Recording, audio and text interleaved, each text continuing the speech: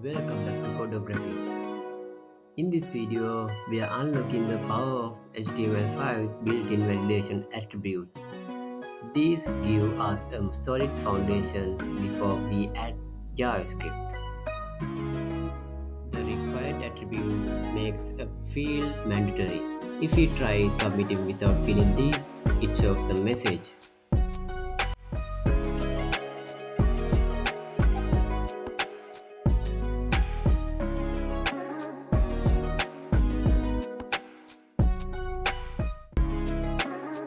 The Minlength sets a minimum character requirement for an input field.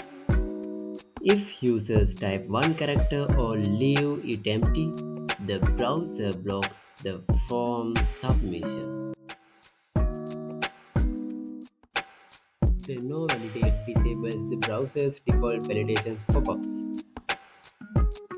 In our next video, we will try to show and hide password.